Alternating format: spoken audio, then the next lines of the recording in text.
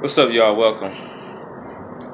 This is Bible takeaways because I said when I do my scriptures. When I do my daily readings, I'll probably just take something away and give it to y'all so y'all can have something. Yeah. So for y'all who don't want to hear Bible talk or hear God talk, this is where you make your exit. For the rest of you, you are the invited. Welcome.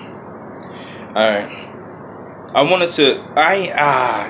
know how much. I didn't realize how much I was slipping on my stuff until I looked up and I had no paper Bibles. I ain't got a physical Bible. Not a Gideon Night Bible, not a green, a small green. I ain't got one of those. I ain't got nothing.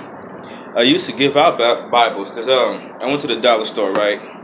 And I didn't go to the dollar store. I ordered off Dollar Tree website and I got a bunch of Bibles for $1 and I passed them out. That was years ago though.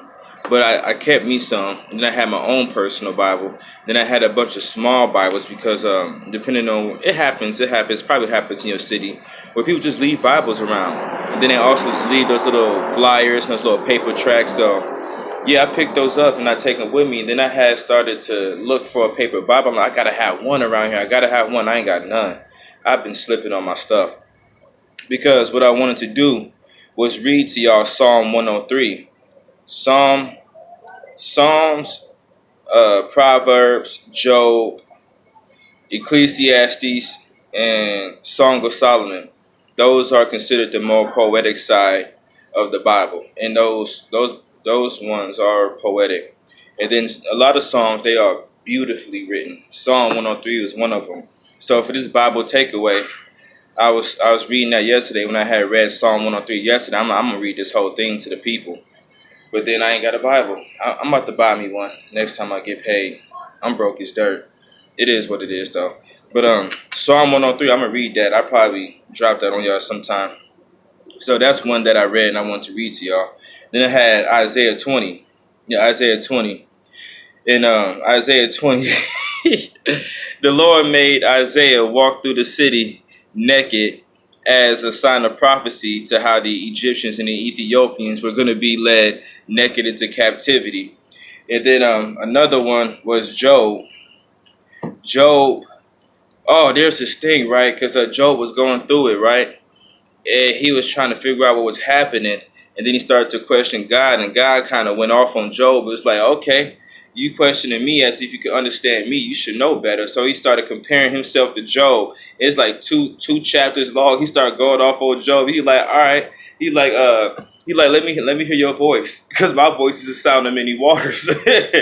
He just comparing himself to Job, and he just had Job sitting back like, dang, I forgot who it was that I was messing with. And then that's Job 41 is what I read yesterday, and it talked about Leviathan. Leviathan, I'm not so sure about exactly what that was. Every time I read it, I don't really completely understand. But what I get from it is that Leviathan is the monster of monsters, like the monster of monsters. And it was describing Leviathan as like no arrows, nothing could be done to him. Nobody could hurt or kill Leviathan, but the monster of monsters submits to God, and that's how great God is. He got everything in his hand and under his control. And then we had Hosea 3, right? Hosea 3. The book of Hosea is another prophecy. It's another prophet that had to act out a prophecy, a warning. That's what I'm talking about. A warning. Things that will come to pass. A warning. So Isaiah had to walk through the streets naked to show how Egypt and Ethiopia is going to walk through the streets naked. And then Hosea had to go get him a whore, an adulteress for a wife, because that's exactly what Israel was doing to God, because they was going off worshiping these other strange gods that they didn't know. And God didn't appreciate that because he's a jealous God. And you got to be faithful. And some people say that God hates divorce. That's wrong, man. I forgot which book it was. It could have been Jeremiah. But God had gave Judah and Israel, he had gave them bills of divorce. He said, I'm done with y'all. Y'all keep going after these guys. Next time y'all feelings is hurt and y'all ain't got nothing, go ask them guys that y'all been worshiping. Don't ask me for nothing. I'm done with y'all. So with that being said, I want to talk a little bit more about the office. That's what they call it nowadays. They call it the office of the prophet or the office of the pastor or something like that. You see, prophets are God's spokesperson. God speaks directly through prophets the same way we find that he speaks directly through angels, messengers, right? So picture, so God would be like a man who speaks into a bullhorn. God is speaking. The bullhorn gets the message out to everybody.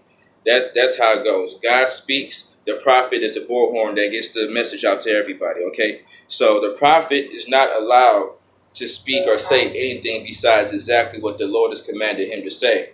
And most prophets usually were killed or abused because the children of Israel, they have a habit of going after false gods and calling the truth false.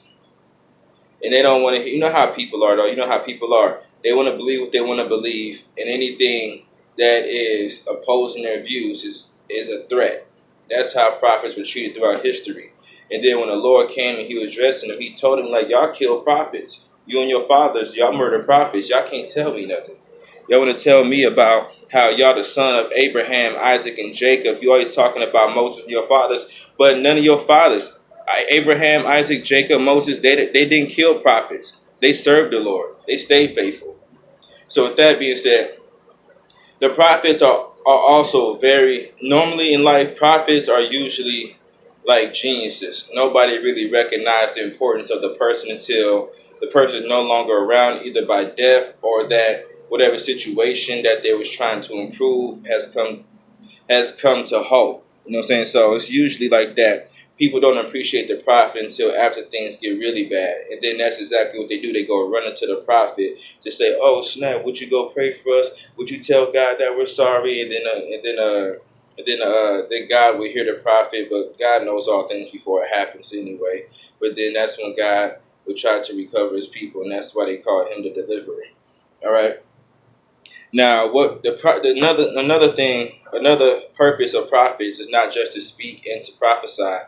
It is also to give out good advice, personally and from God. Because some people back in the Old Testament, before a place went to war, before a king went to war, he would go and consult a prophet and ask, like, look, is the Lord going to deliver these people into my hand? If I go up here and fight against these people, will I win or will I not win?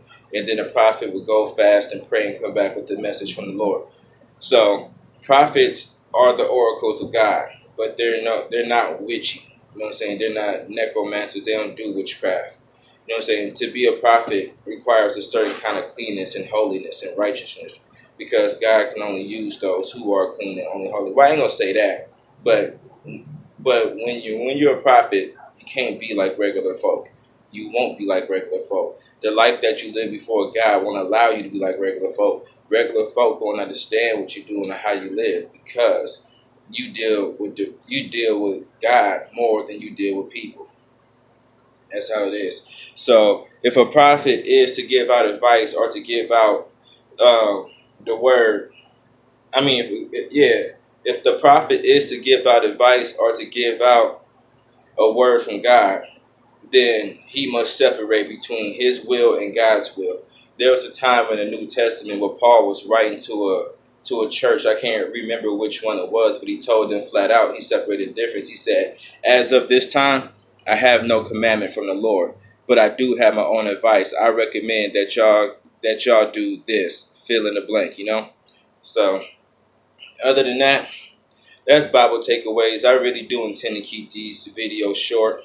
So there go your daily word if you ain't getting it. Like I always say, if you got questions or whatever else, hit me up. Outro.